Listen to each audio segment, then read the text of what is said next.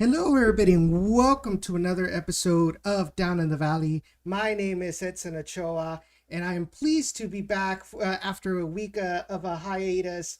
Eh, guys, what's going on? What, can you guys see me? Really? Oh, what the? What?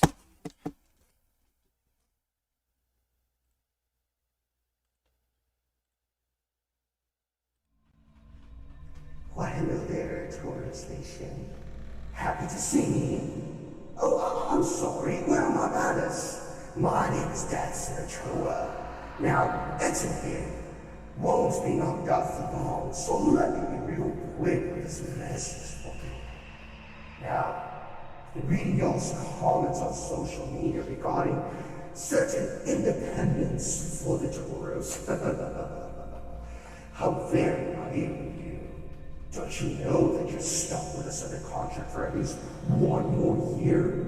One more year of us taking all of your best players, while you get stuck with horrible results in the USL.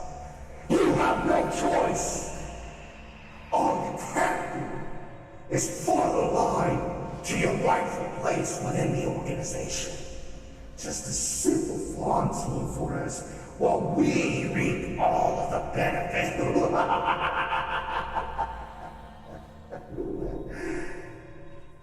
And remember, for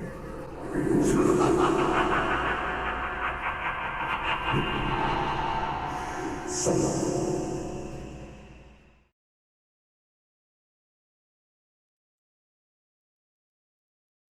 Happy Halloween, happy Spooktober, everybody.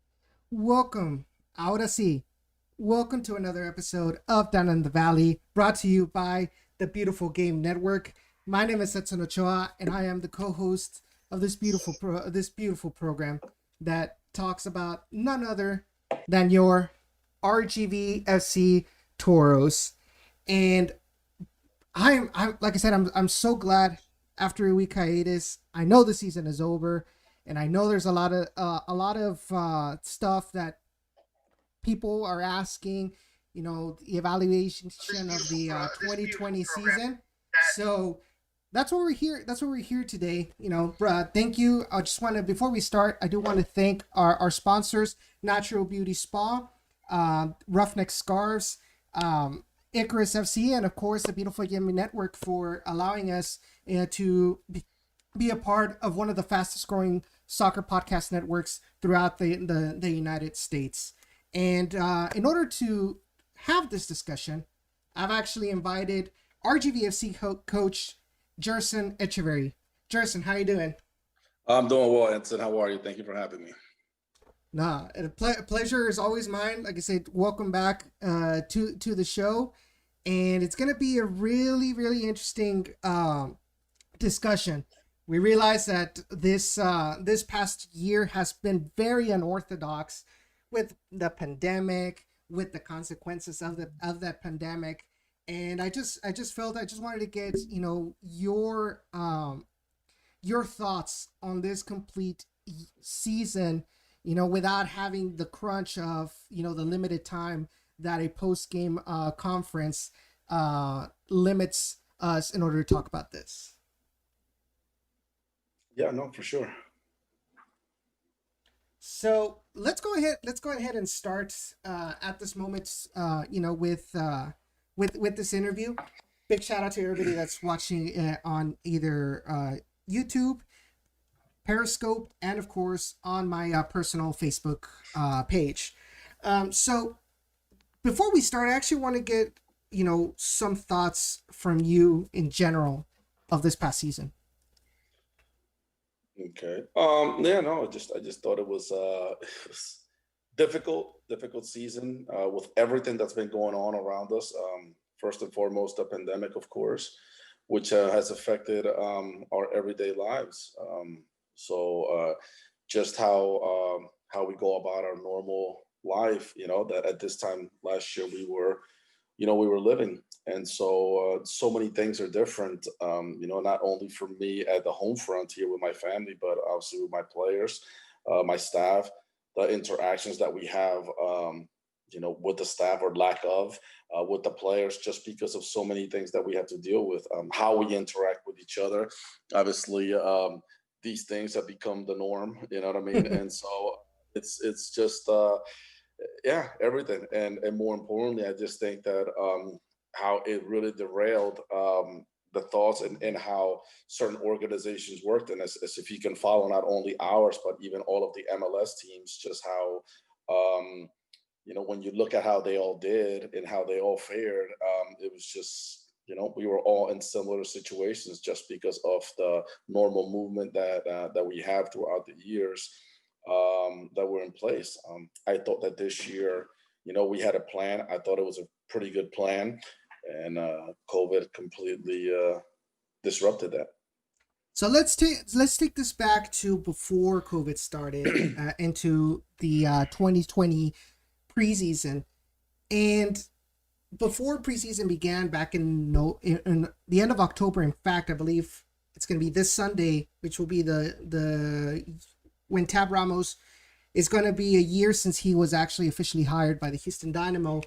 But what were the objectives set for this 2020 season for the team with Tab Ramos now being in charge of the Dynamo first team? And what were some of the differences compared to the previous head coach? I think just, some stuff were similar as we had before. Some of the things were different. Were probably going to be, Tab really had in place a group of guys that he felt, were maybe not going to be regulars on his 18-man roster, but, probably rotate within. And so I was probably going to have, or knew, unless there were injuries or whatever might happen, I knew that, there was going to be 3 to 4 players that would come down.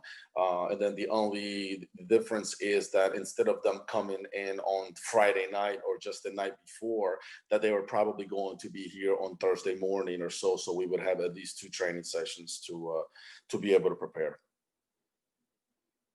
Yeah, I think that's one of the differences, that we've talked about in previous episodes of the show throughout these years, where it just didn't seem feasible. It just didn't seem adequate for not only you as the coach, trying to implement your starting 11, your tactics into the match, neither for the players to get accustomed to the Rio Grande Valley, kind of shake off that numbness of having a 5-6 hour drive down to the Rio Grande Valley. And I'm glad to hear that at least the intention was to change that. Well, they fly. They normally fly. Fly. So it's not, unless they were staying here for a length amount of time, whether it was a couple of weeks, they would normally, the Dynamo players would fly, whether it was, the night before or that afternoon before the game. So that's what normally it was, unless, there were a couple of occasions when it was we were playing in San Antonio and we used some of those guys, then they would drive from Houston to San Antonio there, you know what I mean? But when it was home games here, they would normally fly. Oh, okay. All right. So now the idea was to have those players come down. But as preseason began, it was announced that players like Cello, Nico Lemoyne, Andrew Samuels, Kyle Adams being signed to a Dynamo first team contract during preseason. What are some of the advantages and disadvantages of having these players that were part of your core roster back in 2019, have them train in the majority of preseason with the first team? Well, the most important thing, it was for them to showcase themselves in front of the head coach of the Dynamo. So Tab, obviously, just joining in October, he had seen some film and some games on those guys, and obviously we had talked about certain players that the club was interested in hopefully moving to the first team. And so, he wanted to see them firsthand. I mean, there's one thing to watch games or to watch them in video. There's another thing to have them there day in, day out, seeing them from different angles, seeing what they say, hearing what they say, and just being around them to see, their personality, what they are all about, having, maybe the opportunity to have meetings with them, and just that daily interaction, not only with the coaching staff, but also with the other players. Because I think, like anything else, I think just building the team and the camaraderie that comes within the team is important. So if those guys are going to be there, that was one. Obviously, it's a little difficult when they're not with us, and having to build that with us. But when we say, like any minor league team, which is what we are, for the Dynamo, one of the, the thing is, these guys are here to prepare to go to the first team. And that's not only the philosophy of the club or the wish of the club, but the players themselves. And so, I mean, if you ask any player that's in a minor league team, hey, can you spend preseason? Would you rather spend preseason with the minor league team or with the first team to showcase yourselves? They're going to want that. So I think it's important for them. Yes, it is maybe sets us back, some, before, especially when they stay the whole preseason and then they come maybe a day or two before the first game. But that's just, that's just the way the, minor leagues work, with not only with soccer, but with baseball, with any other sport. You know what I mean? It's important for those prospects to be with the first team to see what they have.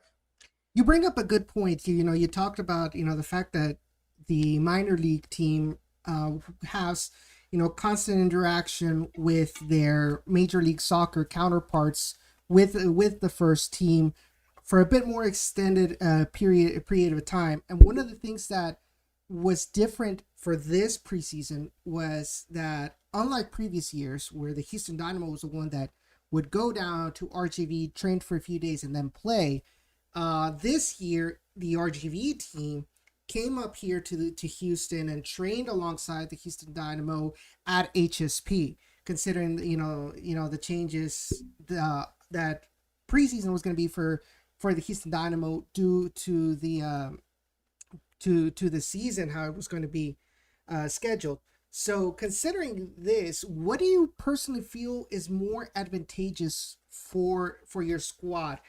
Training down there at RGV or training in Houston like this year? I mean, well, this year, they came down here.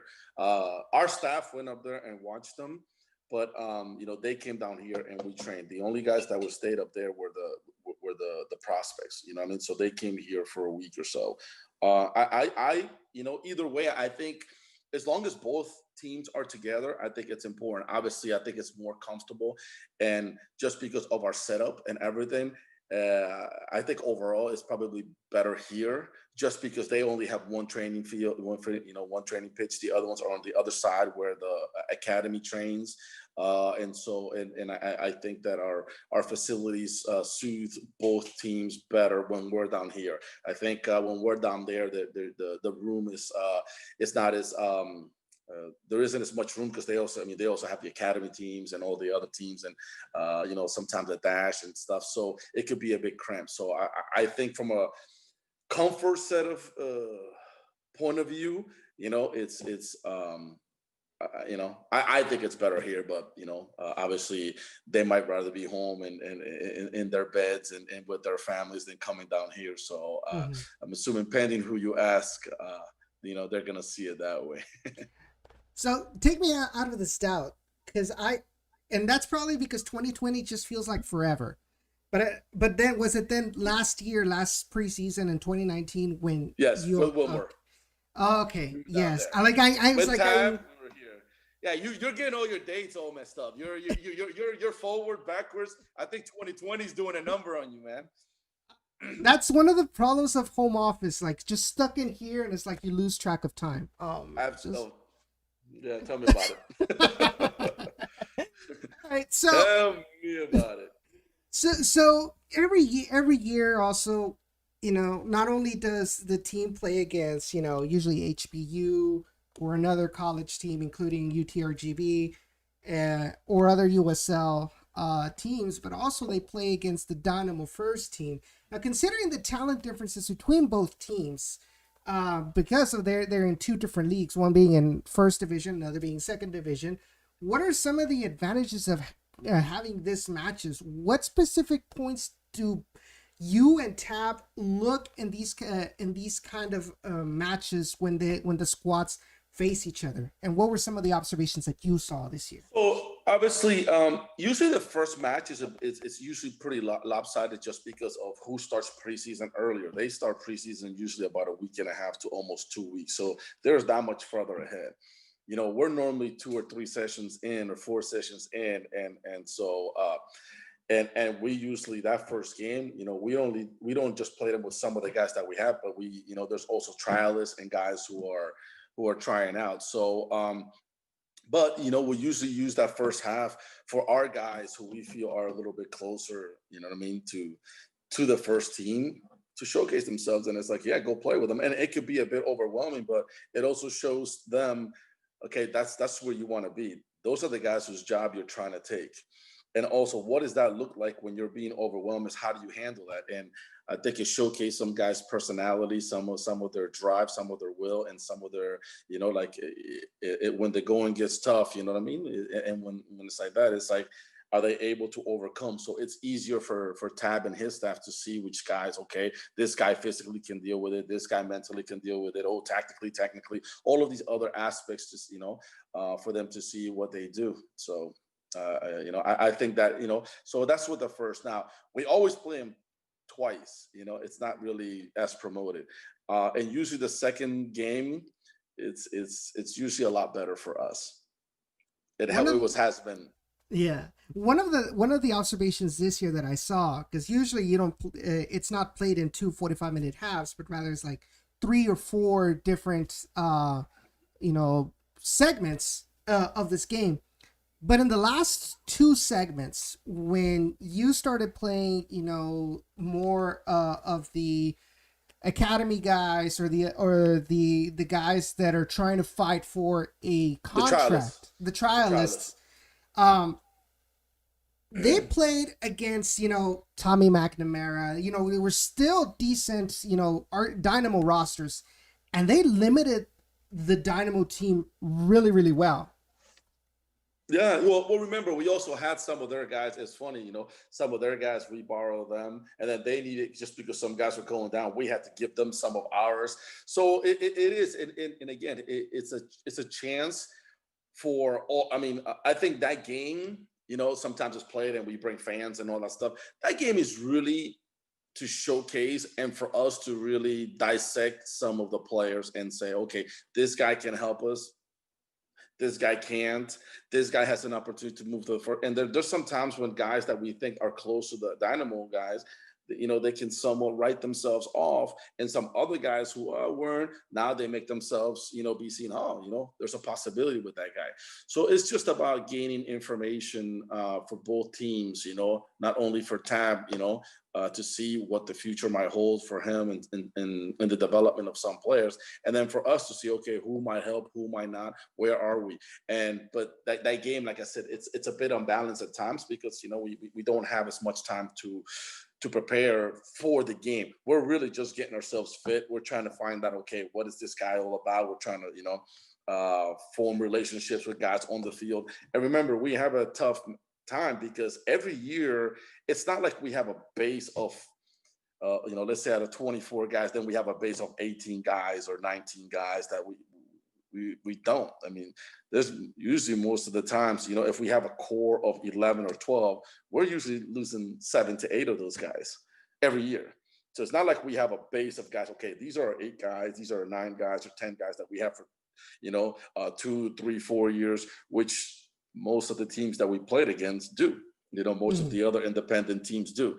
We don't have that luxury because, just the way that we have it, that, it's a 2 or maybe sometimes 3-year cycle of some guys, showcasing themselves, and either they move up or they move to San Antonio. That's a little dig there, but, but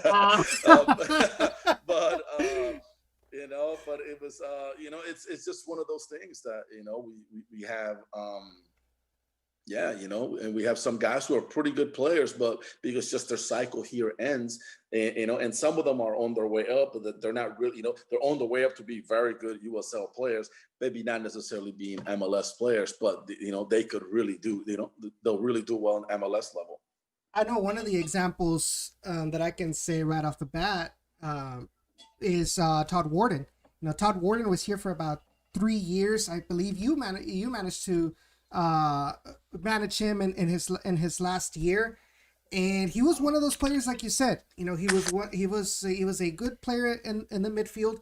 Just wasn't good enough for MLS, and now you saw him with T2, and then just recently with St. Louis FC. He made it to the playoffs. They bowed out, and so but. Yeah, no, and he's a very good player, and it's just weird because I think Todd brings some value, to a lot. I think he's a good player, and like I said, I mean, and it's hard to say, oh, he's not good enough for MLS. That's harsh to say because there are some guys, maybe they're not, what our team is looking for, and that's Houston Dynamo. It doesn't mean that maybe they're not good enough to play at at a Dallas or at a Columbus or and other depending what they need, and I'm not saying that they're going to go there be starters, but be roster guys for those teams, what I'm saying. So it's I mean, it's not necessarily saying that. The reason I use that term is I remember what time on Glenn Davis's show Matt Jordan was on there, and he used that term regarding that 2-3 year cycle. So it's just an observation from what I and it's hard for it was hard for Junior, and it was hard for me who have been here because, like I said, I mean, most of the teams that we play against, they are not rebuilding 80% of their team. They're rebuilding 10 to 15% of their team, and they're making huge, wow, they're getting, okay, well, this guy's not, let's buy someone who's going to be a starter, or let's get someone who's going to be a starter. We're getting younger, So we're replacing some guys with someone who's younger. So that's the difference, but that's just the model of what, of what the Dynamo sees in regards to, the player development and how this pyramid is going to go. And honestly, this is something that I think a lot of fans of the Rio Grande Valley just don't understand, or they just don't know, because none of this has been mentioned out in the open, by the people that technically cover, like the media. They don't talk about this stuff, and our market reach just really isn't that great. So it's one of those things that I've kind of harped upon, on social media with Dynamo fans, with RGV fans, especially on Facebook. Don't get me started on that. Well, no, listen, and there's, I think that you guys and some of the guys that I talk to, I think you guys do a good job trying to tell the people. What bothers me is some of the people who do know that I've spoken with, and they go on the radio, they go on Facebook or whatever, and they don't mention these things or just really make up some derogatory things when they themselves know what's going on. You know what I mean? And that's a little disheartening, you know what I mean? Especially when they know what's going on and what the, some of the difficulties or not difficulties, but, some of the challenges that go along whenever you are the reserve team, and when you are the team that, that is helping the first team, with these players. So. Yeah, definitely. I mean, it's a responsibility being in front of a microphone. I've made my share of mistakes, honestly. And I'm man enough to say it and admit it. And it's just a shame that those who have the responsibility to inform the public, with the facts. I'm not saying they have some sort of agenda, but but they're hiding very crucial information. I do think I think they just want to be sensationalism and sometimes just be negative and whatever. I mean, the bothersome part is for me is whenever I see them, when I face them, man, they are not like that. You know what I mean? And so it's like, it's a little hypocritical. You know what I mean? It's like, if you know what's going on, and so when you're behind a mic, just say the truth. Don't just say it when I'm around or whenever someone from the organization is in front of you, and then you go and hide behind a microphone or whatever it is, at a later time, or behind Facebook or whatever it is. I try not to be on social media too much and listen to that because it's unfortunate. If I try to answer everybody, I would be there for days. But I think that some people like yourself, Ray, you know what I mean. Some of you guys, down the valley, I think you guys do a good enough job trying to inform. And like I said, we all make mistakes. Like everybody makes mistakes, but I think that at least you guys, say some of the stuff that and whenever there's been things that you're wrong, you make corrections, and I think that's important for journalism because as we can see, a lot of journalists or a lot of people behind the mic just some of the stuff they say and just flat out make up things or lie is wow, it's brutal, and unfortunately, whoever's home listening or reading or whatever they swallow it and. And then you get toxic Facebook comments. Yeah. No. They do. They have no idea. But like I said, I mean, I welcome anybody that's in the media and whatever. I'll talk to them, or obviously you can now because of COVID. But I said, hey, my training sessions are open. Come and watch. Come and do this. Because I remember comments like, well, are you not working on finishing? Okay, what do you mean we don't work on it? Come and watch a practice and you see we work on it every day. Oh, they're not working on Okay, well, come and watch and you see every day what we work on, and it's like, so it's a little unsettling sometimes, but it's part of the job. So before we continue, just want to make a quick little break to kind of look at the chat. We've got Carson, we've got Harry, and we've got Mike on. Carson? Yeah. Oh. I can't wait for his comments. He says, "Man." Yeah, he says, man, this guy knows a lot about soccer. And then we've got Harry. We got Harry from who's a San Antonio fan who's tuning in right now. He says hi to you, Coach. How you doing, Harry? Hope everyone is doing well in RGV and over in H-Town. And then he's like, wow, Coach with the dig at SAFC. No. Hey, listen, they had a great year. I think it's a great organization. Obviously, it's a rival, and you respect your rival, and you got to throw a couple of digs in there once in a while. But no, I think very highly of San Antonio and their organization. They have they do a lot of things correctly. So kudos to them. And one final message, and this one's from Mike Ray. He says, "What's up, guys? Puro pinche Stampede." Hey, Stampede rocks. Ya le va, raza. So, all right. So continuing on. Now, I do want to ask a little bit about, the actual building of the squad, and what are some of the characteristics that you look for in players in certain positions when you're starting to determine that final roster? Okay, so we wanted, first and foremost, we play a 4-3-3. Whenever this year with Tap, he wanted to try to be as aggressive and playing with a high line and making sure that we press a little bit higher than we could. Obviously, that's something that it's important with certain physical capabilities of some guys that we have. And so when we build a roster, obviously, we did return some guys from previous years prior to just renew their contract. And then when we got, a couple others, when we have that roster, trying to mimic what it is, that we have with the first team and guys that have a possibility of playing in that system and how to play in that system. Unfortunately, we had some injuries, and also this year was a little bit different where our roster was a lot smaller. Considerably smaller, because we were going to probably average, 3 to 4 guys and sometimes 5 guys coming down to play on a regular basis.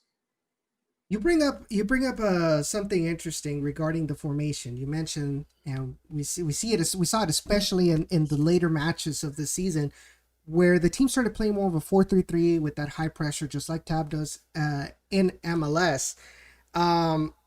My question to you is, how different, or what were the challenges of, because usually you would play a 4-2-3-1 or 4-4-2 in previous years, but how much is the challenge having to adapt to having to use a different formation for you?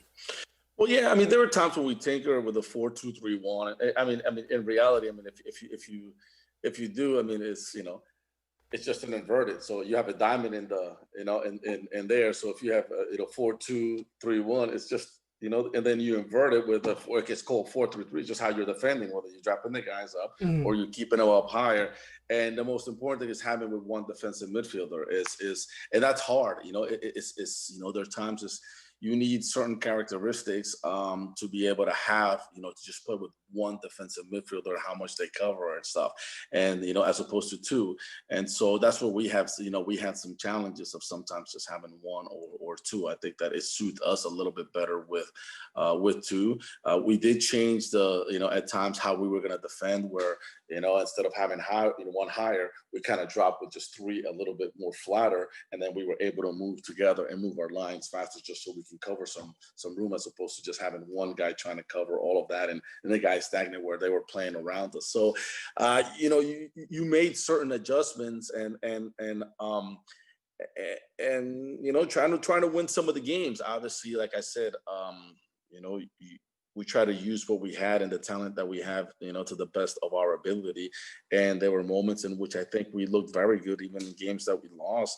It's just that, for me, the silly defensive mistakes that we constantly made, and we just found ourselves always behind the eight ball. And how many games where, if you look at the games, how many opportunities we have, but when you're giving up goals, especially to San Antonio in the first 5 to 10 minutes, and in one game in the first 9 seconds, it's not an easy it's not an easy hill or mountain to climb, and when you have some guys whose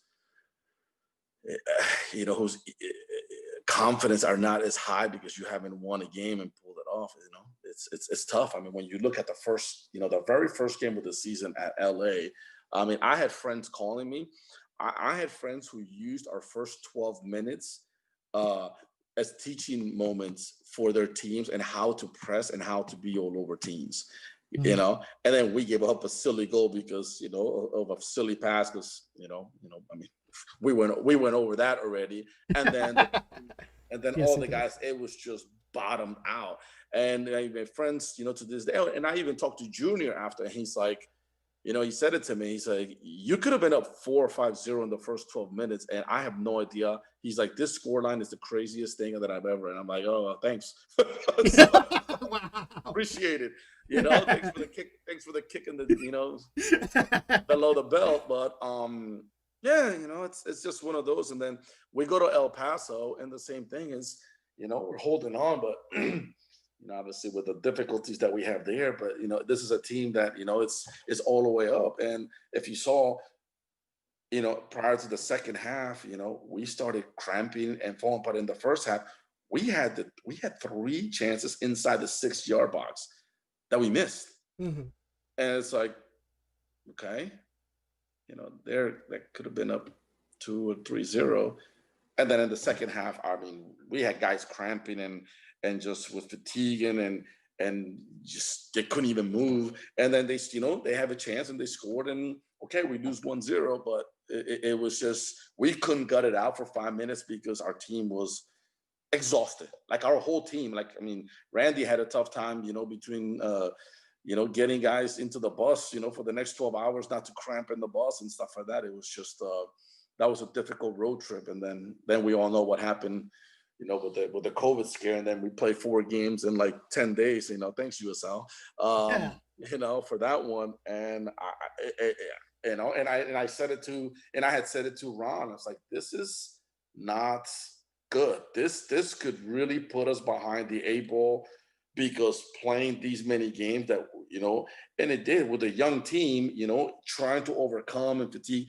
And our roster, we had 17 or 18 guys at that. We didn't have that many guys at that point because, like I said, we lost some guys that we couldn't have from the MLS. And then as we signed, we're trying to sign some guys. Some guys weren't available. Some guys, it was just like, so it was a difficult batch there. And kind of going back to that match against LA Galaxy too, it was a match that, which the scoreline you mentioned may not have really reflected based on the first 12 minutes, the performance of this match, but it just went downhill from that first goal. It was like downhill. it was like the players got all desperate. The organization was almost null, especially out in defense, which was surprising, considering that we had Kyle Adams in the back, being, I guess you can say, the leader of that back line. But yeah, well, he didn't have a good game that day. He that was one of his poorest games, really, to be frank. That was one of his poorest games, and it just didn't. Unfortunately, I mean, when you look back and everything, and he'll tell you himself, he just, I don't know whether it was lack of being with us, coming down from the first team and playing with us, and Cello had a really poor game. So all the preseason guys with the Dynamo really had a poor game, and it was like, okay, fortunately, they were able to pick it up, later, but in that game, it was, yeah, it showed also how young and inexperienced we were, because we got so desperate so fast in a game in which we were doing just fine. And I mean, if you look, the chances that we missed were, I mean, if we score one of those goals, I think the floodgates open. I believe, and I believe before, like a couple of minutes before LA Galaxy got their first goal, Perpa had an opportunity, like right in front of the goal. We missed 3 chances between the 6 and the penalty spot. 3. Yeah. Well. So I mean, that's that. Let's don't bring me back before I start getting a headache, buddy. We'll talk about the offensive line evaluations a little bit later. But the reason I kind of wanted to bring back is because my question is, how can you as a coach help the players recover mentally from these performances and media/fan backlash? You have an idea of what I'm talking about. Yeah, no. I mean, it's a big lash, and certain guys got more of the blame than others, for whatever reason. Obviously, we sat back, and it's important. That was important for us as a staff to make sure that certain individuals also took responsibility, for that. I mean, obviously the media, the fans, and all, they have every right, especially after a score line like that, to say and express their opinions and stuff like that, and that's for sure. But we knew that certain guys were getting, I know when we went back to the video, certain guys got away from or really missed out on some of the backlash when they didn't do their jobs. And it was like, and so we went back and we had enough time, because obviously, COVID took over right after that. So we had a long few months to dissect that game, and everybody got their ear full, and guys who didn't play well, we did. We dissected that game. We just dissected, a few other games, but, it was something that we were hoping that we can fix, So, but at the end of the day, we had what we had. We had the talent that we had, and and I think that we had some guys that were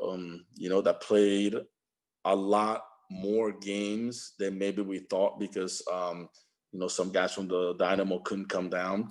We had some guys who became comfortable because they knew some guys from the Dynamo weren't coming down, and just the competition wasn't going to be there, that regardless of what was going to happen, they were going to play. And that's where it hurt us with, having, I think, a really good plan pre-COVID, but the plan after COVID took too long to put in place, and so, but I mean, can you blame the organization? Yes and no, because we had no idea if we were going to play matches. We had no idea if there was going to be a league, if there was going to be games, and so I guess and when you look at all of the MLS teams, we did, who have affiliations, didn't know. So it wasn't like they could just start signing players when you didn't know what was going on. Was the MLS going to play? You know what I mean? It was, everything was so up in the air. And so when you have no gate, when you have no fans, when you have no TV, we just don't have any of those things. It couldn't be that easy to just start, signing players, because I think that would have been, hard to explain. Okay, we're signing players, but are we playing? So I can understand that, but once we knew, that we had matches, but it wasn't easy either. Whether you're trying to bring international guys or move guys because of the pandemic, who you can move, who you couldn't move. There were guys, and we had a hot spot here. We had guys that we talked to who, they weren't too keen on coming down here to the Valley because of our numbers too. You know what I mean? And so, and then we had some other guys that we were looking at, and then all of a sudden, they caught it. And it's like, all right, well, that guy's out for a while. So, we can't sign. And so it's like, there was so many, it was such a storm that just never moved. It slowly stayed and it stayed and it stayed, and it wasn't moving away. It wasn't moving away. So that made it rough. That made it rough. And no matter what it is the internal competition that you need to have within a team is important. And, and in certain positions, we didn't have that. Mm-hmm. Because of how reduced the squad was within the numbers. Yeah, and certain positions just were not, it took us a while to be able to, to make adjustments. Do you felt that, let me see how I can phrase this question, but more along the lines of like, I feel like maybe the Dynamo may have kind of, nobody knows that COVID was ever gonna happen, right? Correct. But the way I see it, like, I felt that they were so confident in this plan that they were gonna build this squad for RGV around the Dynamo loanees rather than within the squad itself, that they didn't really have a plan B planned for anything in case they failed.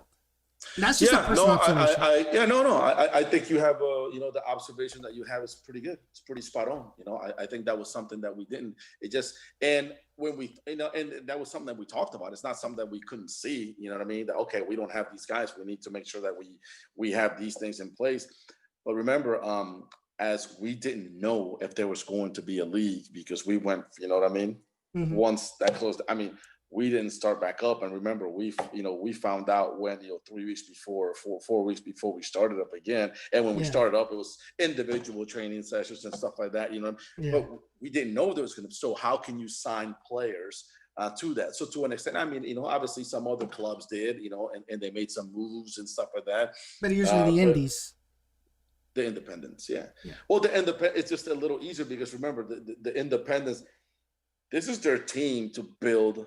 They're just winning a championship. They're not this player. It's not about moving up. This is their team. This is what so when they start the season, that's their team that they're going to have to try to win this championship. And maybe they'll add 1 or 2 guys later on in the season.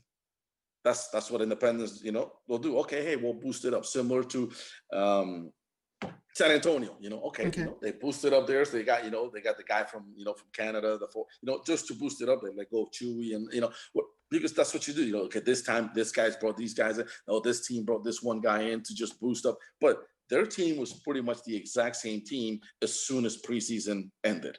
That was their team. For us, that wasn't the case. Even when we had our team, we knew that there was going to be a combination of 4 different guys, and it could be these 4 guys coming in this week, but it could also be these 3 or 4 guys coming this next week. So it could have been a rotation of different guys that would help us. So that was the difference. And so it was difficult. It was difficult, especially with not knowing what this, how this was going to prep itself. As I'm being joined right now by RGVFC head coach Gerson Echeverry. Just a quick reminder, guys, if you guys are liking this show, be sure to give a like down there. A double like below. In fact, I'm not going to ask you to. I'm ordering you to give it a like down there. Share the stream with all of your RGVFC friends and family. Share it on Facebook, Instagram, Tinder, whatever. Just share it out there. They don't have to be from RGV. Wherever. Just from Houston, America, Mexico, East Coast, West Coast, North, everywhere. Come on. Yeah. But the point of this show is so that way you as fans can get an idea of what's really happening that you probably won't find anywhere else. Let's be honest. So the more, I think, like I said, this is for you guys, so you guys can be more informed as the seasons go by into how this team has worked, and we'll continue. That we have a general idea. That way we don't start saying a bunch of dumb stuff on social media. Anyway, but one of the questions that was brought up by a fan during the week, and he asked, he's like, have you or the Dynamo scouts kept an eye out for new talent from Liga MX or any local Valley talent, especially local Valley talent? Yeah, we look. It's just, in the Valley talent, it's difficult for us to find, besides the guys that we know, either whether from college or from our academy, with the local talent, because during, right now there's a pandemic still going on. So for us, in regards to getting some of the local talent, for me to start going into the men's league and stuff, unless we hear of someone, I can't just start, I'm not going to just start going into, hey, I'm going to go watch a game just and be around people where I have a family, we might catch something, stuff like that. It's also, there needs to be, there has to be some talent, and there has to be someone that is we're going to go watch. It's not just to go and start fishing and, maybe we'll find someone or another. The unfortunate part is, we also have to think about when they're talking about it's some of the better players and some of those guys who are play is from a legal point of view is citizenship and things like that you have to think of. So you know what I mean? Now the second question with Liga MX and stuff like that, those guys in Liga MX, maybe the second division, stuff like that, it's more likely, but the guys in the Mexican first division, they're making really good money, guys. Is to bring those guys in. Houston has a tough time, being able to sign some of those guys and pay them. Now us, it's rough. Only maybe if we're trying to get some guy that's over the hill, that's old, who wants to come down here. But do we really need a guy? Do we need a 34, 35, 36-year-old guy who maybe can play 25, 30, 45 minutes at the rate that we need him to with a young team? That's going to be difficult. You know what I mean? So I think the right guys is now our scouting department, that's up to Matt. They trying to I look at some of the local guys and the American guys, and that's who we keep we keep an eye on. The Dynamo look a little bit more at the international guys and seeing, because remember, we also have to monitor the international spots between two teams. So it can't be like we're just getting, hey, we're just going to go after X amount, or, they allow 7 international guys. And because, just the way it works, it's the metrics is a little bit different. And I know the reason that a lot of fans in social media always bring this up about local Valley talent. Number one, I've always seen comments that say, well, if we had more players that were from the Valley that actually represented the Rio Grande Valley, a lot more people would go and things like that. That's a lie. Obviously, that's a lie. The proof is in the pudding. The proof is in the pudding. But also, a lot of people have also mentioned that the Rio Grande Valley has been a hotbed of talent for soccer. You see Brownsville. I think was it Hannah or Brownsville Porter? One of the Brownsville soccer teams. In fact, I believe Cello was in that team where they won the state championship, and the we Valley had our best player, Cello. Yeah, and we had but so consistent from that team, right? Cello was the top player. Where did he go to school? UTRGV. So he's the best player in Texas, right? And I'm not trying to knock UTRGV at all, but he's the best player in Texas. And, he goes to UTRGV. Great job by Paul to get the best player in Texas at UTRGV. Okay. So he stays locally. Okay. So it's comfortable for him. He stays. Okay. We get the best guy. So we got the best guy in Texas to come and play for us. We have, we've had now for the last 3 years, we have Victor, who, went to Mexico, play for Tigres. We have him here. We had Ontiveros at one point, who obviously, there's some other stuff, but he was a local guy. You know what I mean? We have Brandon, who's another local kid, playing for us. You know, we have Diego Rocha, who also played and stuff like that, who's an academy kid playing for us. So whenever people say, oh, about the Valley, okay, so let's fill it up. How is it that, you know, we have those guys and, oh, we would go watch more games and stuff like that? That's the case. No, you come and watch whenever Santos comes to play us, whenever Chivas comes to play, whenever Rayados comes to play, because this area has an affinity and a love affair for the teams with Mexico. Fine. But why can't we be their second team? Why can't we be their second? And I'm not saying, oh, you know, forget about your Rayados or Tigres or Chivas or America or whatever it is. No, but why can't we be? Because it's a little easier for you to come and watch us here. Yes, can we bring some of those teams? Fine, but they'd rather stay home and watch some of those. And that's just the way it is. You know what I mean?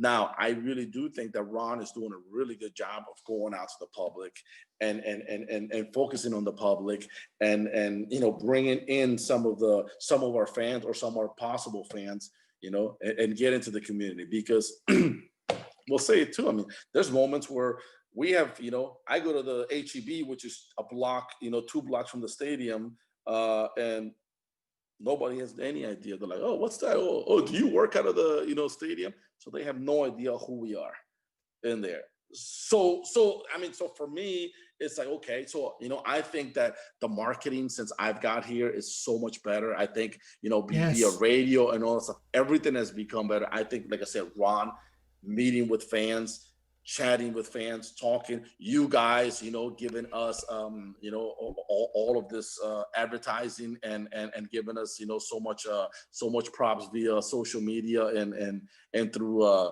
you know, through things like this. I think those things are important. However, I also hear, and like I said, we have some guys even within, you know, that will go on the radio and say, oh, well, they have a youth academy, so nobody goes because they have a youth academy. I mean, like, what? Like we've had people say that because we have a Toros Youth Academy, that's the reason other people don't come here, because we have a youth academy, and some of those coaches are not going to come and support because you're going to steal their player. What's the youth academy have to do with us? And let me ask you something. Does every other team has a youth academy? Every team in the world has a youth academy, but because we have a youth academy, people don't come to the stadium because, I mean, we've had, you know, I don't want to mention any names, but I know exactly who I'm talking about that has said that.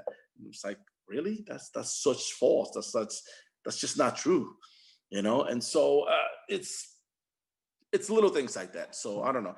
I also think it's important, and I'm going to blame myself for this. It's like, yeah, you know, and whomever this is, we need to win more. Because winning will attract more. Absolutely, we do. We need to win. We need to do better. You know, I think we do put on a good show, but, you know, yeah, we need to win and give people, you know, that satisfaction and stuff like that to follow us and come and watch us. But at the same time, you know, the first year of Toros, you know, they under Wilmer, they did very well. They won all stuff. So did they fill the stands? Did they fill this place up? Yeah. Okay, well, so what do we need to do? So I think it's a combination of many things, you know, and you know, we just have to have the people from the Valley, and we just got to get them to the stadium to see us. I think it's also because I think we put on a good show, not only on the field, but off the field. I think that, you know, everyone that works at the stadium does a really good job to make it a good family-like atmosphere. And I think, you know, it's a good time. So that's important too. And it's interesting because these are all things that I have mentioned previously on the show. You know, you talked about the affinity of the Valley, of us here, of us in the Valley, considering myself since I was born over there. But the affinity of, they have this wrong reasoning. They see a love for the team as something that's finite. So, for example, I can't follow another team, even if it's local, because that means that that makes me love my Tigres or America or whatever less. When it's not like that, I don't see it like that. It's not even in the same league. Yeah, exactly. And so that's one of the things that I've talked about, and I've kind of urged our fans, the listeners, you know, not to think of it like that. You know, you are this team. It's like you're cheating on your team because you follow. I know I've gotten a lot of flack from my friends and family members from Monterrey because, I am a diehard Tigres fan, but more recently, ever since I started with this whole thing, I started paying attention more to RGV and the Dynamo. Here's the funny thing is, and when I see that and all that stuff, which drives me crazy, and I don't understand that, but and I hear that in this area. However, let's just go in Mexico. You follow your team and you're for your team. But I remember when Chicharito got sold to Manchester United, man, the shirt sales and everything in Mexico. When he went to Real Madrid, whoa, the sales went up. When Vela was in Arsenal, the sales went up. And it's like, okay, so I guess it's okay because why? Because they're over the pond, because they're in Europe. Then it's okay to then, I can follow my Mexican team. And then, no, it's like, I just, it's a different league. Why not? Why can't you follow, your team? And also, especially if you live here, I can understand if you live in Monterrey and stuff like that. Okay, are you going to follow a team, no. But if you live here in the U.S., if you live here in the Valley, there's nothing wrong with you loving and adoring your team first, that team that's in Mexico. But why can't there be some love for us? Sure. I don't know. I agree with you what you say. I think there's absolutely nothing wrong. With that. Some of us, trust me, there's some of us who love the team all of our lives, and then we have to play against them. When you turn pro, that's hard. So it's like, and yeah, it is what it is as a player, what I'm saying? So now you as a fan and you being here, like, why not? Like, it's not going to make you love Tigres less. Mm-hmm. Now if you start following, let's say, Chivas, yeah, that's a problem. You know what I mean? I don't, that's a conflict because you're playing each other, but we don't play any Mexican teams unless, it's an exhibition and they come over, which I think they would love. Because last time we played someone with Santos, and I thought that was a pretty good day for us. A lot of Santos, a lot of local Santos fans, were kind of giving it to us and sticking it to us. And on that day, I thought that was a great example of what we were capable of. And so, yeah, it is what it is. So it's funny you mentioned that because last season when Tigres and the Dynamo squared off in CONCACAF Champions League, oh my God, both sides were that must have been hard. They were like, "Who are you going to support? Who are you going to support? Who are you going to support?" I'm like, I know. Nope. I know for a Nope. fact. I know who you were going to support. Yeah, you try to stay even. I know who you supported. And we don't have to say who. But all right, So it's like, yeah, it is. And sometimes you get put, but that's odd. That's an oddity. That's rare. It's us here in the Valley. We are not playing for anything like that against a team, a first division team in Mexico, unless it's an exhibition or a preseason or something, which is just a friendly, And don't get me started on Open Cup. Yeah, that's a little different. Yeah. Tears rolling on my eye. Continuing on, another question that gets brought up in regards to the squad is USL experienced players. For example, bringing in a Billy Forbes or bringing a Forrest Lasso. What is the impediment for bringing a veteran spinal column into the team or a competitive core of players to not have to rely so much on Dynamo loanees? Yeah, that's a good question that I don't really have an answer for. It's something that we've talked about. It's something that, we talked about for this year, prior to us knowing, and with Tab knowing that, some of these guys, but that's been something that has been brought up in conversation constantly, to help and improve, in particular, if we are going to get younger, that some of those veteran guys can help some of the younger guys, especially if we're going to have some of the academy guys and some of these 16 and 17-year-olds, when you look at, so that's been in talks, that I know I've mentioned and we've discussed. And so now, hopefully, this off season, that's something that we're going to be looking to pursue, because I think that's something that I've seen over the last 2 years. And in particular, when you look at the model of some of the teams that have done well, that have hybrids or that have affiliations. You know, when you look at the Renos and when you look at the Real Salt Lakes and when you look at certain teams that, you know, what they've done and go far in the playoffs. You know, when you look at their average, I mean, Real Salt Lake, if you look at their roster and you look at their average age when they won it last year, that's not the age group that's not development they were trying to win. So maybe that's a little bit too far. You know, when you look at Reno, most of those guys, you know, maybe they have one or two, but most of those guys are they, you know, they fall more in the line of more of an independent, you know, than really a second team. So, but that's what they do. We want to, you know, we need to meet more, a little bit more like the Red Bulls, you know, how the Red Bulls does. But there's a difference that the Red Bulls are training side by Alongside. side. You know what I mean? So I think we need to find something, a happy medium in between. And those are things that have been discussed by, you know, by our staff and the guys up in Houston. So because, you know, we see that, that there needs to be, we need to tweak things, and particularly now. I mean, we don't know what COVID's going to bring. You know, we don't know what restrictions and what protocols are going to be for next year. It's you know, I mean, if this continues the way it is, and if we don't find a cure, if we don't find a vaccine, if we don't find, there's no way there's going to be interaction coming back and forth. You know what I mean? So we will be in the same predicament next year, and no, we cannot be in the same predicament. So that, you know, as soon as in the next couple of weeks, hopefully once we find out and we start ironing out and Houston finishes their season and we start planning on those are conversations that need and that need to be had, and we need to make adjustments because, like I said, COVID cannot catch us unprepared or without, you know, different plans for next year.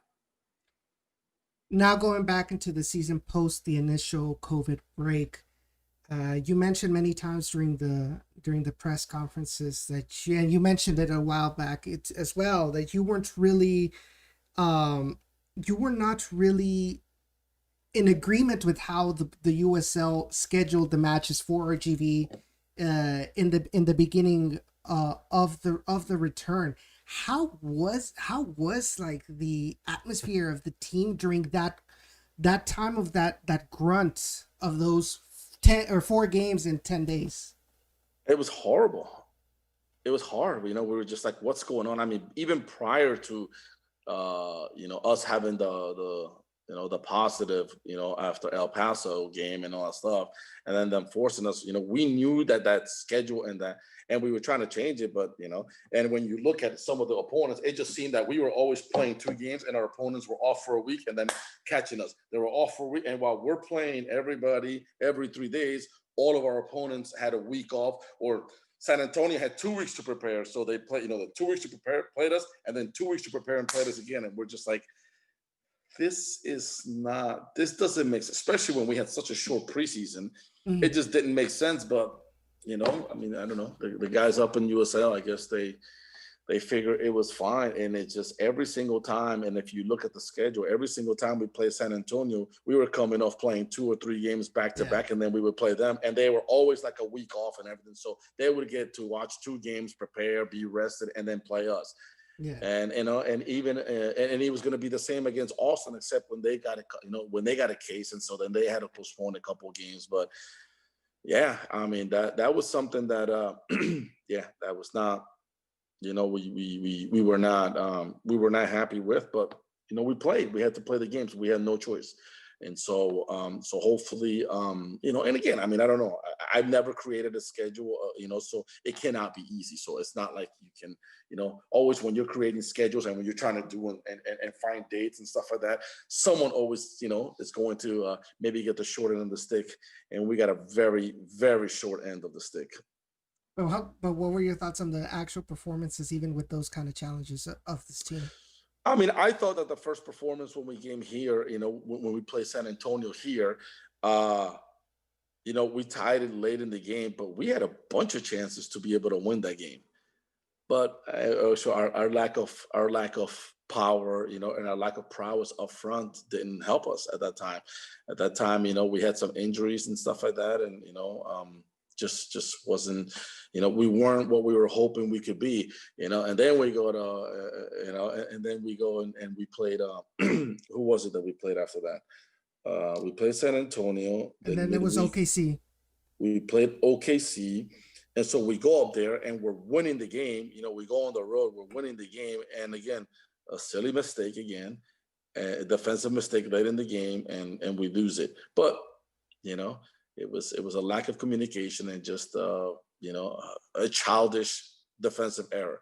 We go back to San Antonio and we lose 1-0 where we had 2 or 3 opportunities. And then the goal that they scored,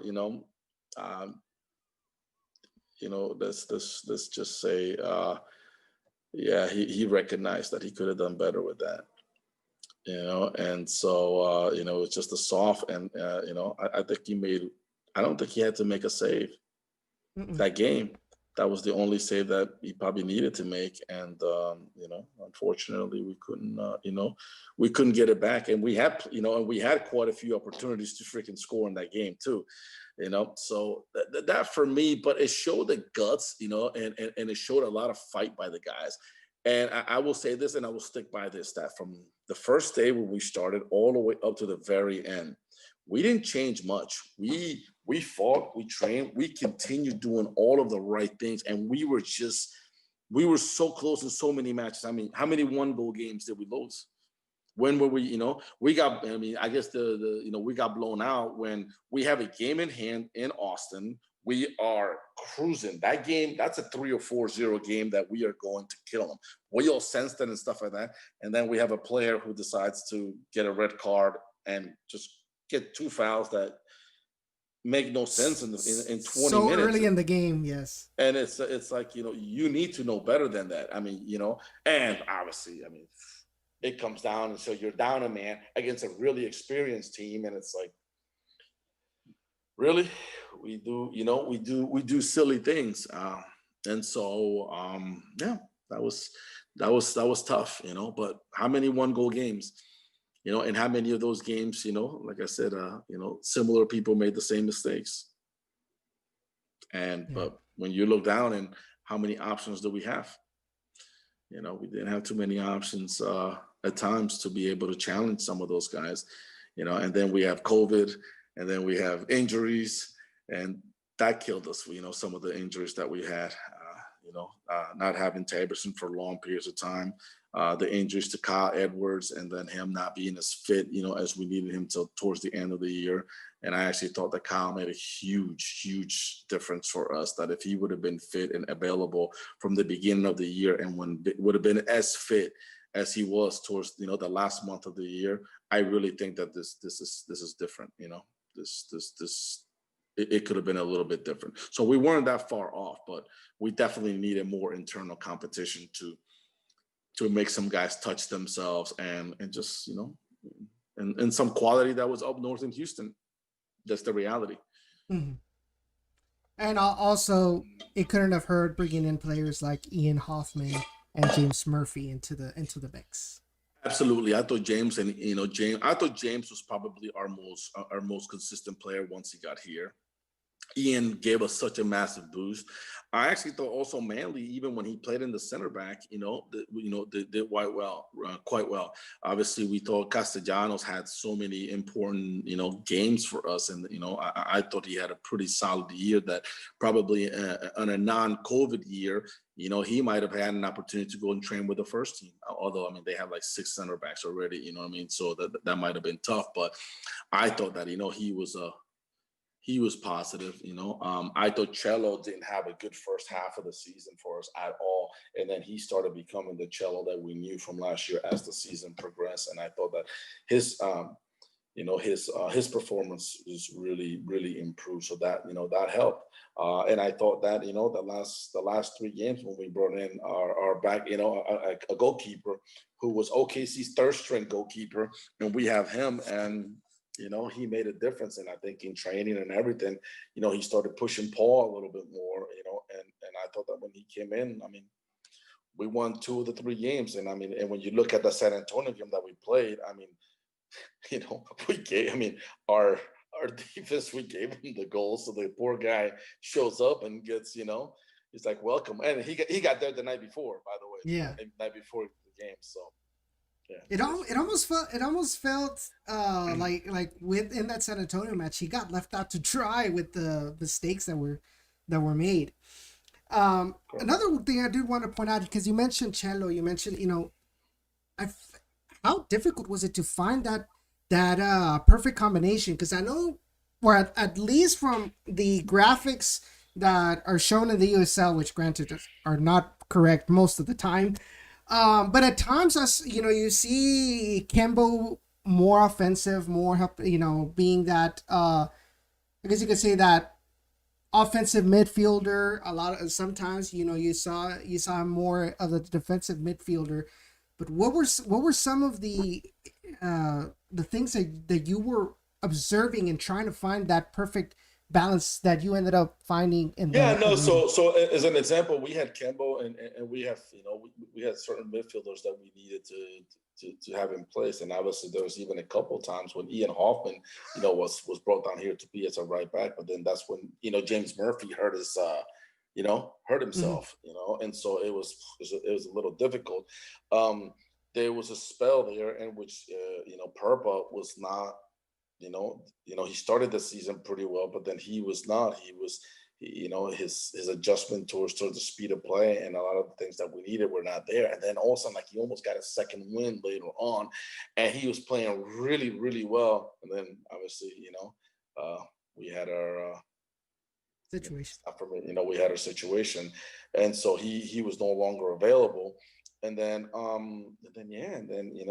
But Campbell's a high energy guy. Campbell's a guy that can run for days. He's dynamic. You know what I mean? He's better on the ball going forward when he's facing forward. So there were moments in which we wanted to put him up the field so he could be facing forward. And then having a tough time. So it's like, okay, jump deeper. So then you're receiving the balls facing the field, and he's capable of getting up and down. He had a couple good assists. Score a goal for us and stuff. So I thought that you know what I mean that there's a real upside.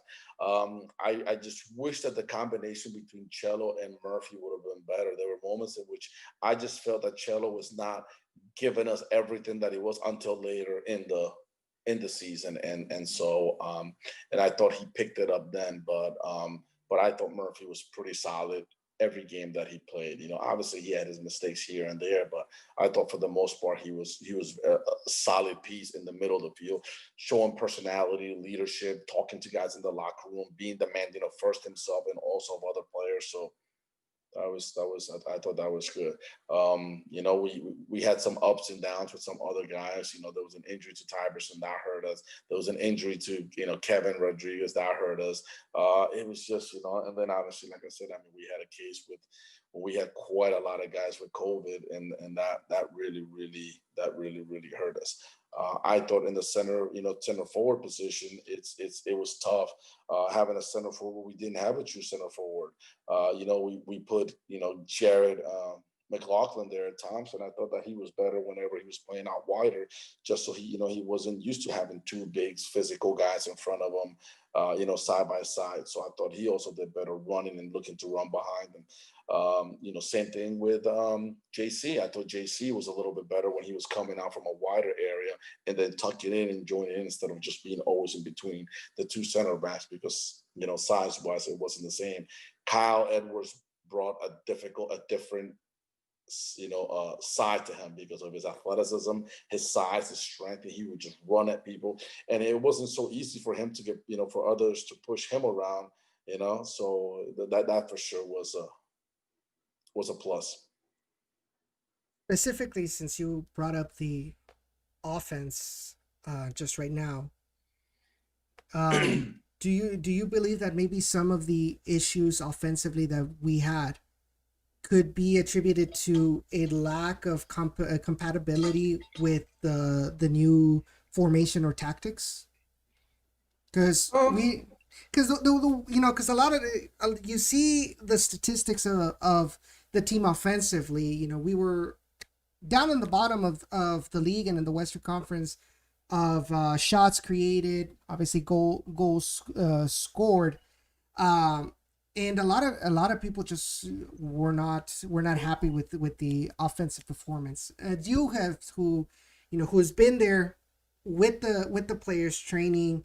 week in and week out. What is your evaluation, your true evaluation of the struggles with the Yeah, offense? there was a lot of times there wasn't that much of a cohesiveness, just a lot of times just not doing the right things to be able to, get goals. I mean, there's so many times when we had guys who were lightning fast and not looking to run behind players. We had guys who would not slip and play the extra ball. Just wanted to do it on their own. And so it also revolved with just lack of experience and lack of quality. Mm-hmm. It is what it is. Just because you're successful at this level does not mean you can be successful at the next level at the same rate. And it might take you, and I'm not saying that you don't have the talent and stuff, but it might take just a little bit longer than, and remember, you also need to understand we went from preseason. So these guys, some of these guys are young guys, some of these guys are guys that we had at the end of last year. We take a break, we come into preseason, we have them. We're just getting them going because they're young guys trying to form a new team, trying to gel together. And then we go 3 months with no continuity. All right, we come back to training before COVID. I mean, post-COVID, not post-COVID, but I guess, before the second, break. the break. All right, and you're training. Remember, we had training sessions where it's individual. And then we had training sessions where it's 2 guys. And then training sessions where there's 3 guys and then 4 guys. So it was slowly. And then, it's like, okay, we had a couple of sessions in which we had some guys, but what can you do in a square when it's one and you and a cone and just doing individual exercises? It's just to remain fit. And that's what we did. We try to remain fit, but that relationship and that combination to have, teammates playing together and stuff like that, it's a little difficult. And remember, when you look at last year's starting lineup and you look at this year's starting lineup, how many changes did we have? Secondly, here's the other one that sometimes, you fail to realize because like we said, I mean, USL teams, you keep a base, you keep a base of players and you move and maybe you bring in 1 or 2 and then you keep that base of players and the next, okay, maybe you get rid of 3 and then you add 3. We're removing 7 or 8, 9. But at the same time, let's talk about goals, okay? So how many goals did Salazar give us? Those goals were gone. How many goals did Carlos Small gives us? Those goals were gone. How many goals did Chewy and assists that he gives us? Those were gone. And then someone that we always talk, how many did Andy, although being a young guy, how many goals and assists that he gave us? Those were gone. So now, that's a lot of goals and assists that were gone to replace with guys who were brand new coming out of college and stuff like that, I mean, our leading scorer coming back was Kevin with 1 goal and I think 1 assist. That was our leading goal scorer coming back. Oh, well, Cello had quite a few assists, sorry, but off of set pieces and a couple, but. It just goes back and it goes back to continuity with guys that you play with. When you bring brand new guys, and listen, obviously if they're top high level guys, there's going to be easy because great players can play with other great players. These guys are not the final product. These guys are just trying to merge. I mean, let's look at one point when we had our starting lineup. So we had McLaughlin up front, coming out of college. JC played 2 games last season for us. And then Beckford played 2 games of us. That was our starting front line.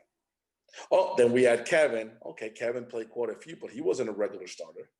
We had Purple behind them as an offensive midfielder, just came out of college. We had Kembo also, had a couple, I mean, he had like 5 pro games in Sweden, whatever, not too many. Then at one point, okay, we had another guy coming out of college in Melich. And then we had Cello. Okay, then we put a young kid, who's an 18-year-old in Hoffman.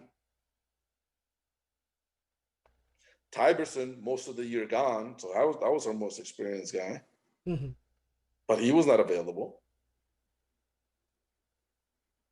So, you see where I'm getting at? No, I definitely, I see.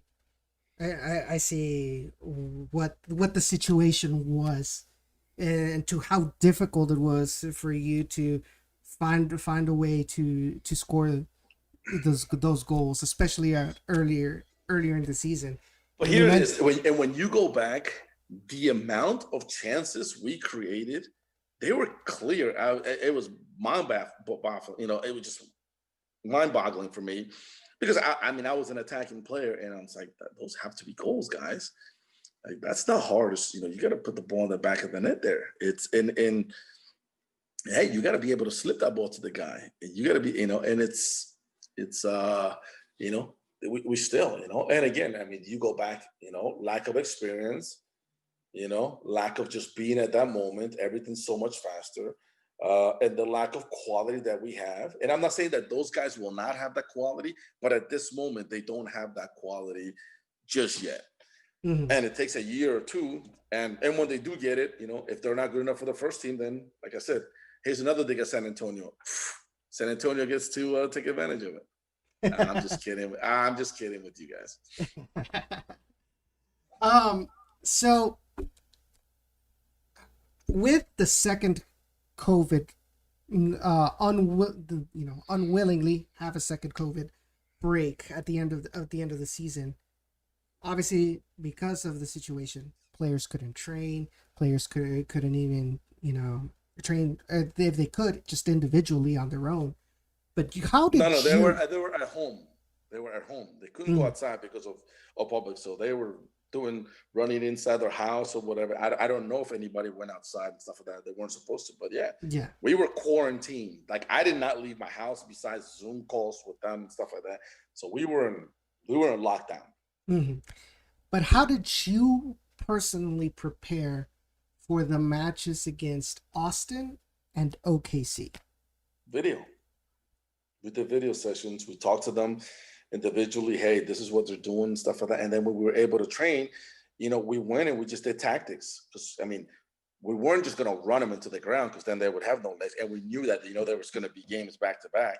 Two Hmm. games and possibly three games because we didn't know if we were going to have to play Tulsa or or make New up another Mexico. game with New Mexico. And so we were going to play 3 games in 7 days, 8 days. So it's not like we could kill them for those 3 days before we played a match. So it was like it was limited. So basically, the first day was like, all right, let's get back in knowing what it's like to pass the ball with your teammate and Hmm. stuff. So, and then we just, kind of organized them and did some tactics. We knew, where some of their strengths. We knew because we had played them already, a couple of times. So we knew, hey, listen, this is what we need to take care of. This is what we need to see, and just give us a good effort. And I thought the first game against Austin, the most important thing is our defenders and our defenders, our 4 defenders, our goalkeepers, they didn't do anything silly against Austin to let them get go. I think they had maybe one shot on target. I can't even remember the stats, but I don't remember ever feeling nervous because we had Billy Forbes on lock, who was their most dangerous. We didn't allow balls to be played over the top. We dropped when it was. We did. I mean, anytime we had the ball, we were able to clear it and not make silly mistakes. And so we did everything right. We defended as a unit, and nobody fell asleep. And then obviously, fortunately, in the second, late in the game when they brought everybody out, the calmness of us playing the ball, giving the ball 1-2. Coronado, instead of lumping or playing the ball to Jonathan. Jonathan, instead of shooting because he thought he had the whole goal, he showed some composure, went in the box, so the guy dribbled around him, created the PK, and then JC hammered it. And it was like, wow, we could have done that so much. But now, young guys, all first-year guys with all that stuff, when does this start coming about? It's not, and it takes time at the end of the year. So now what happens when you have all these guys coming back? If we have everybody coming back, should we have everybody coming back? So these are questions that we need to answer but now you have okay, this is what it takes. So now, but if we get rid of 50% of those guys, 60% of those guys, 70% of those guys, what happens? Scratch again. You know? Yeah.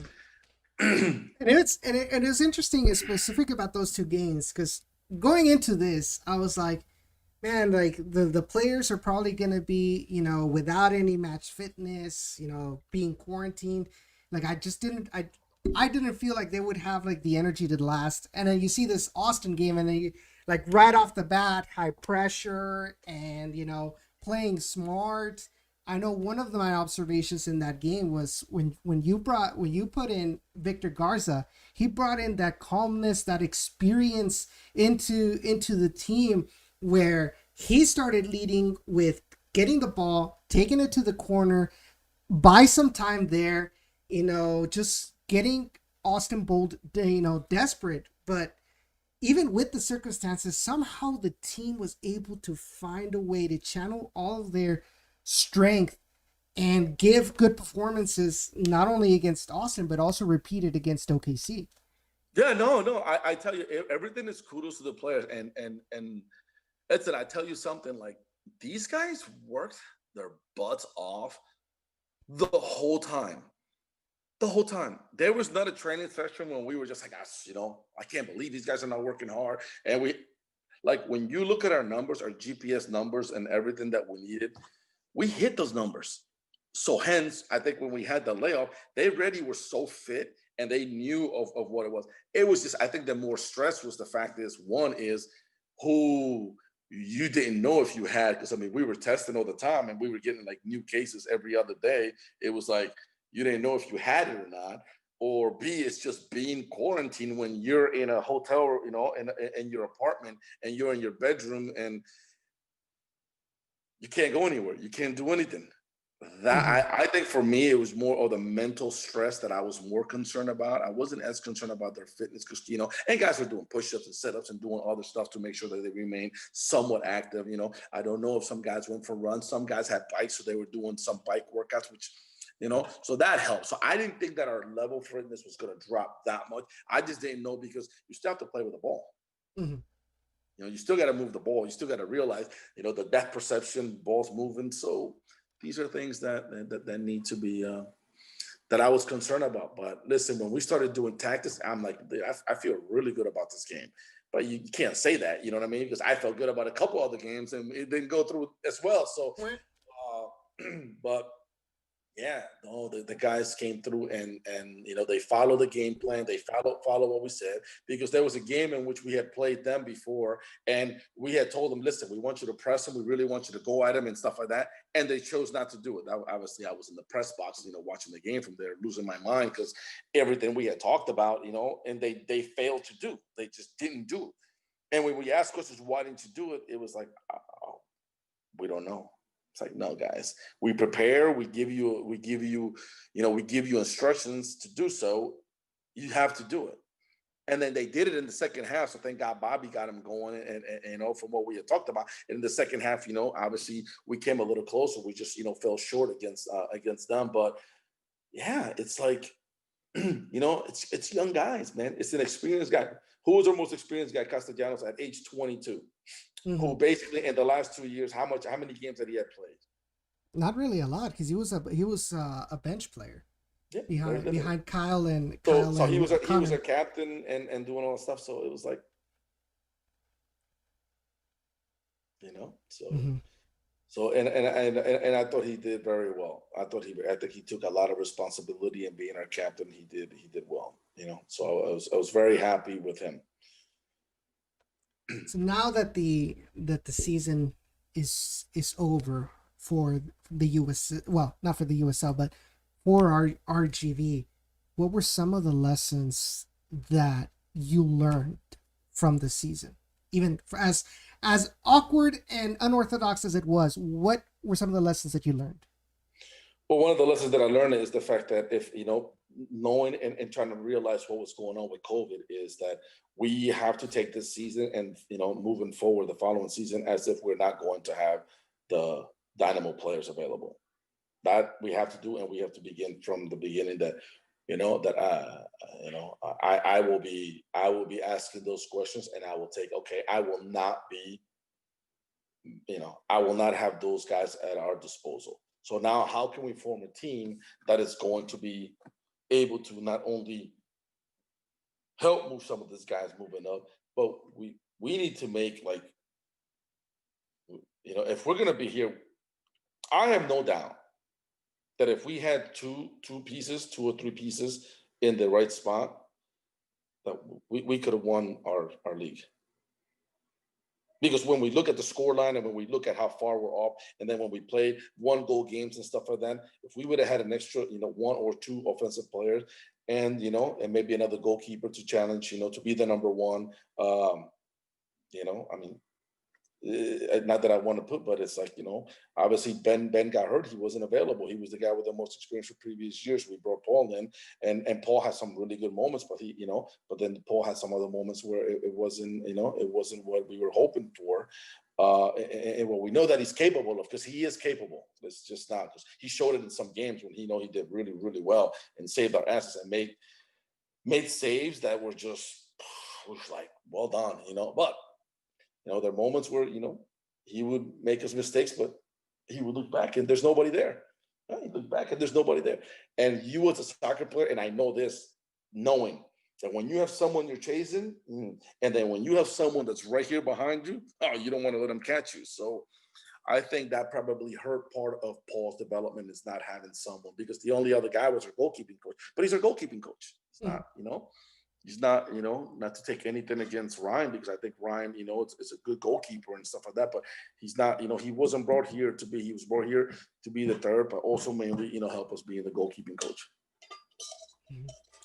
So that's those are some of the lessons that I think that in certain places that we knew, and we had identified those holes early in the season, like early in March.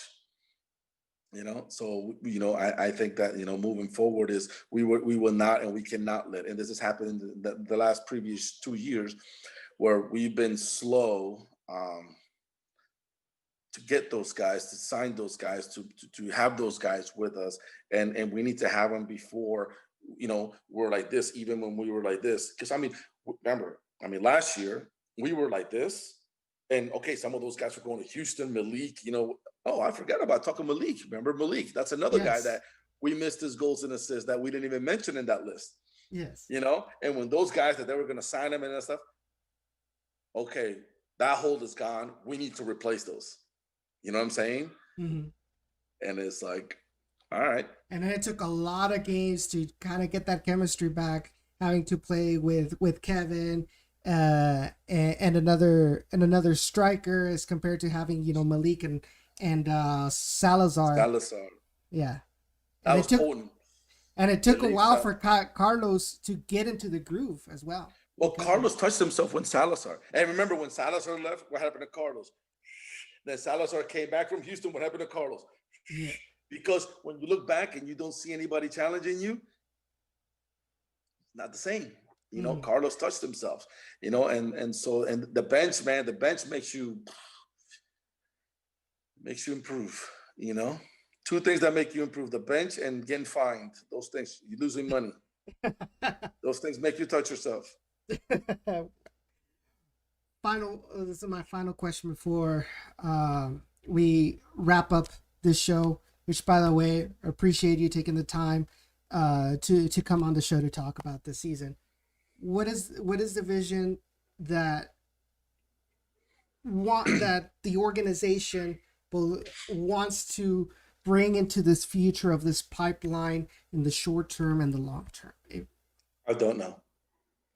Obviously we want to continue to, the vision is to obviously have a place here in place where we want to be, we want to do well and make the playoffs, obviously, and do well, in the playoffs. And then, but at the same time, is producing, being a facilitator for producing players for the first team, and also having a place for guys who need regular games coming down from the first team. That's always going to be the case. Now, I think we need to make adjustments, and I think it's feasible, and I think it's doable. We just have to change, that, but that's my opinion. You know what I mean? Being here now, for 3 years is, what we mentioned about, maybe having some experienced players that are never going to play for the first team unless they do something outstanding, but just having that mentality, hey, you're here to help us get into the playoffs and win a championship and help those guys. That's what it is. If you do well enough because they can call you up for Open Cup or whatever it is, okay, so be it. But That's not the priority is, and getting the right guys, whether it's a goalkeeper, center back, a midfielder, and a forward, or two central midfielders and a forward, one center, whatever it is. That's usually the more important is down the spine. You know what I mean? Where I think it's going to be important. But does Houston have the same ideas and stuff? I don't see why not. You know what I mean? But those are conversations that we're gonna have. I think long term, I don't know. There's 1 year. 1 year left in the deal. I'm hoping that it continues because I think it's a good. I think this could be good. We can make it work in regards to being successful and do that if we just tweak and we make certain changes, and we don't just, okay, no, this is the plan all along, I'm going to stick now. We have to make certain adjustments, and I think we can make it work. The question lies is, and I know that you're constantly hearing is, well, let's be independent, and we can be independent, and we're going to be independent, and we can do our own thing and all that stuff. Okay, fine, be independent. But just remember, that means that someone, okay, you have all the same. Are you coming to the stadium? Are you providing sponsors? Because now you're going to have to take that. You're going to have to now financially pay all these players, pay the staff, and do everything on your own that you don't have any help from Houston. That's tough, man. So now you're going to ask, Mr. Cantu, whatever. Hey, no, we want independence, so you fork it all up. So you're going to talk about almost overnight. Yeah. Oh, hey, do that. Oh, hey, tell this man, hey, what to do with your money and stuff like that. When you have this, it's tough, man. And especially when some people who are saying all this, where are you? Are you just via, or do you come to the stadium? Are you, how positive are you in promoting the game and helping us here grow this, from a fan base and in every aspect? That's just what it is. I think that a lot of people like to talk and maybe not do. You know what I'm saying? They don't really show the support. You know what I mean? It's easy to bash. It's easy to be negative and stuff like that. But can you help us? Yeah. And that's what it is. And I mean, for me, I take it personally. You know what I mean? That when we don't do well and all stuff. Why? I live here. This is my community now. My kids are growing up here. My kids go to school here. They enjoy. They love the Valley. Mm-hmm. I love the Valley. I love its people. I love this. I mean, I'm a Latin. I'm surrounded by Latins. I mean, I speak more Spanish here. The only time I spoke this much Spanish is only when I'm home with my mom. Mm-hmm. And so it's like, maybe I don't have the Mexican accent and the Mexican slang, but I think we can understand each other. But it's like, I think we can make this, work this way now again. But I mean, that's beyond my pay raise. I mean, I don't make that decision and stuff like that. But you keep hearing about this, and it's like it's such nonsense because they just throw it out there, but they don't have really a saying. Okay, how would you make it work? How is it? You know what I mean? And what is it? Because something that they forget is, do you think an independent, you are going to get this many young, good players when there's no carrot to go to MLS? No. So now you have to go older, right? Mm-hmm. More experience, whatever it is. But what do you have to do to get older, more experience, and guys who are maybe not better and stuff? That stack has to get bigger. So, all right, good luck with that. So, and hopefully that person who keeps crying independent, they're going to join and become partners with Mr. Cantu if that's going to be the case. It's like, oh, I think this works. I mean, I think the joint partnership between can work. I mean, why? I mean, do we hear this about the Vipers? Oh, because they say, oh, there's not enough local talent. So the Vipers don't have enough local talent to be able to play for the Vipers. So you're not going to go watch the Vipers because there's not enough local talent? How many local talent? How many guys from the Valley are playing for the Vipers is what I want to know. Ooh, Ray, if you're here, you might want to answer that question, but I don't think it's a lot, if any. A lot? I don't. No, I said I don't think it's a lot, if any. Yeah, I don't. Because I see it. I don't remember seeing or hearing anybody that is from the Valley. Maybe there's a guy here from Texas and stuff like that. You know what I mean? But I don't know anybody, or maybe that went to school in Texas. But I don't know anybody that's born from the Valley. And so Like, so are you not going to support the Vipers? Because no, they're from here. They're our team from the Valley. We're going to support them. If we have a baseball team, so I mean, and I don't know if these guys are not from the Valley. Okay, so okay, yeah. So then there you go. And it's interesting because Mike actually posted in the chat a little while ago. He said, "Coach, it's like the Vipers. No one would go to the games, but as soon as they got to the playoff, it's when we were packed down here." Okay, sorry. I was here and I went to the matches when they went to the finals and when they won the championship. They were never packed. Let's not, you know what I mean? Let's not packed is an overstatement. Maybe by the time they got to the players, there were more people, but I went to the regular season games and they were like in first place and stuff like that. And it wasn't a full house. It wasn't packed. I mean, there was people, obviously a lot more people, but so it's like, even for them, I think we could definitely show a lot more support. You know what I mean? I mean, it's a fun game to watch them, the Vipers and stuff like that. Even, I mean, listen, I went to even last year when they, you know what I mean? When they didn't do as well, but it's still entertainment, Mm-hmm. As somebody who has been, I have to ask this, because as somebody who has been involved, throughout your professional career, in Colombia, where you were part of the team who has passionate fans like it was. Oh, yeah. If we tied or lost, you couldn't go out to dinner, buddy. You couldn't go outside. So what does passionately violent fans? Well, we don't want to get to that level. No, I hope we never. That was not called for. But what does it take to get to the level of passion as, for example, these other teams? I don't know.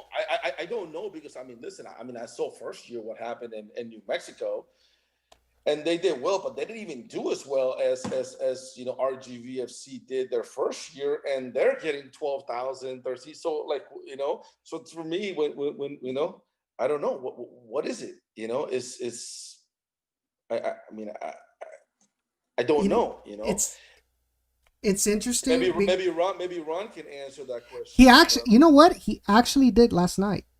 He mentioned the fact that the people in New Mexico actually went to the games because it was New Mexico. Like, they knew that this team was representing New Mexico and they united behind that front. So I think sadly, that's one of the reasons why we're struggling so much right now. Is like, the people of the Valley, somehow they do not rally behind in unity together with anything that represents them. I don't know. So what you're saying is that, do you think that if this team becomes an independent, then no? In fact, none at all. I don't think it has enough. Looking back into what he said and anything, it seems to me like at the end of the day, the fans we used to have two independent baseball clubs here, the Edinburgh Roadrunners and the Rio Grande Valley White Wings. Very few people went to show up. Both of those organizations went down. We used to have two independent soccer teams in the PDL, Rio Grande Bravos, Rio Grande Grandes.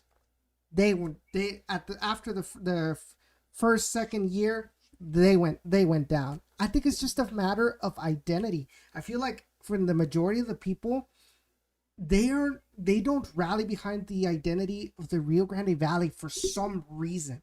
Like, yeah, I mean, this team is representing the Rio Grande Valley, but it's just that they don't want to get behind it. And you see New Mexico with such a new team. You mentioned they weren't really that much, successful on the pitch, but they rallied behind because they knew that this team was representing the whole state of New Mexico. And win or loss. So I understand, but should this be Texas United? I mean, does that mean that they were represented? Well, here's the issue: is who comes all the way down here? Nobody's going to come down here from San Antonio, whatever. The people who are going to be here is the Rio Grande Valley. I mean, there is a big gap between Edinburgh and then San Antonio. There ain't much. Trust me, I've driven it, so there's not much after the jail. I mean, I don't know what the next town is, but population-wise, there's a lot of open space. When you're going up north. So it's like we have our own pocket here, and we just haven't, and again, that's going to be up to Ron. Hopefully he can pull this magic and and do something to get us with some fans. Because listen, the fans that we do have, I think they're outstanding. And I mean, our stadium and the level of energy, and we were limited in capacity between the games when we weren't, and once we had fans, oh my God. Think Mhm. about it. I mean, it was similar to, you know what I mean? It was similar to when we had what's his name? When we had Santos here. Remember when those Yeah. packed house when we played Santos? Look at our Yes. team. What was it? 3-0? 3-0. 3-0. Or was it It was a 4? good no, it was 3. It was a good old fashioned, Mm-hmm. you know. And I know some of you Tigres fans were pretty happy about it. So Yeah, because the uh next week they played the Super Copa and we beat them. It yeah, was like, exactly. So you're like, oh, you guys had them all, riled up. So, but yeah, it is. I don't know. I don't know the answer. I don't know. My responsibility is, to win games and move guys up. You mhm. know, sometimes it's a lot tougher because it's like we have certain things that we need to meet, with guys to help them move up, and it's a battle between the two, but I think it can work. You know what I mean? Mhm. I think it can work, but I think we need to make certain adjustments with some things, at least to have success on the field. Is all I'm saying. I don't know what success Ron and the rest of the organization needs to get into the home front of fans, to get out there with fans, and to be able to bring more people into the seats. I'm not an expert on that. I don't know. I do know is that our players and our staff, we are committed to going out there and do whatever it is, selling it ourselves. Listen, I remember there were years in which I was doing 10 to 12 interviews per week, and I'm going to different radio stations. So it's not like I don't want to, it's not like I don't want to help. I'll do whatever it is that it takes. Obviously this year we couldn't because of COVID, but how can how can we be creative to make sure that we get out in front of our fans and knowing that we're representing them? So that's important too. But I think it's still important in making sure that we need to put a better a better product, and a winning product, because I still think that it's a good product. It's just now we need to win. It's not just about entertainment and playing well and guys leaving everything on the field. We got to get some W's and more W's, and it can't be always towards. We look at every year, it's always towards the end of the year because of what? The experience that the young guys are getting. So now how can we tinker that and make sure that we peak a lot earlier in the season, to make sure that we rally and we continue that into the playoffs, you know what I mean? And I think that, some of the ideas that we've thrown around and we talked about it, and even some of the stuff that you said from our fans that are brought up, I think, makes it good. The one thing I will say is that, bring back, really veteran Mexican players. I remember some years they wanted to bring some 38, 39-year-old. Come on. Now, maybe they can do their song and dance for a game or two, but to ask those guys to go through a whole season to help us, no. And the fans here are not dumb. The fans here are soccer savvier a little bit more. Maybe they'll come and see and get an autograph for a day, and then you'll never see them again. Because they're not going to want to see this guy. Maybe, they have an autograph because of what he did 10 years ago, 12 years ago. But it's a 38, 39-year-old. I don't think so. You know what I mean? That's a tough. Now, can we get a good young Mexican? Yeah, man, I welcome that. I wish. You know what I mean? I would love it. Those guys are expensive. Yeah, Those guys are expensive. Mexico's not letting them go just that easily. that's true, especially for second division. Yeah. But all right, Coach.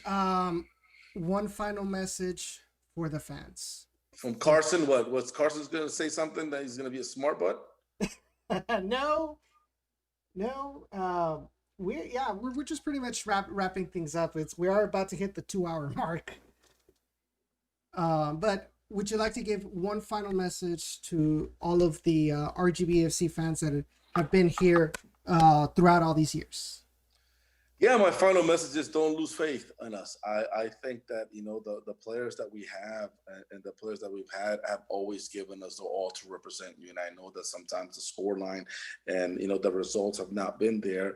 But as you can see, they fought in everything all down through the end. And I will give you that. I'm trying my hardest to make sure that we tweak and we change some of the stuff so we can have earlier success and help us build into a winning franchise and a very successful franchise on the winning side. Because I still think that we've had success, because when you look at some of the guys that have made and they have signed pro contracts, unfortunately some of them haven't, but they've done well enough to have signed those pro contracts and got into the first team. So now is what is the other half of that, is making sure that we do get more wins, get into the playoffs, and hopefully mirror a little bit of what the Vipers have done and get a championship in here. And so that's always been the goal. I mean, I want to win a championship. That's for sure. You know what I mean?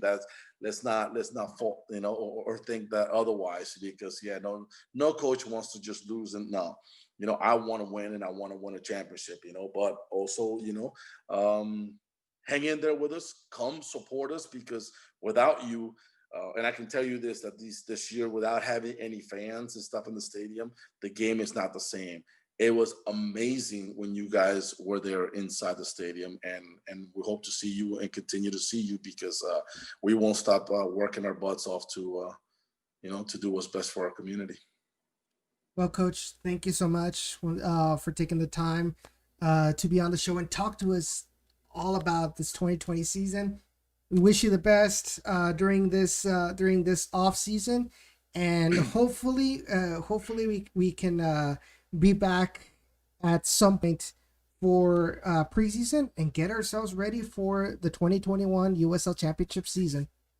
Absolutely. Now, looking forward to it. Please make sure that everybody, all of our fans, and not just our fans, but in the Rio Grande Valley, take this serious. This pandemic. Please be safe. Protect yourselves. Stay safe.